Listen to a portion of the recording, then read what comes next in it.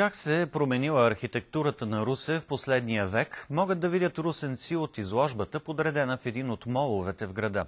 В навечерието на празника на Русе и Деня на Европа, историческият музей извади фотоси от съвременността и картички от миналото.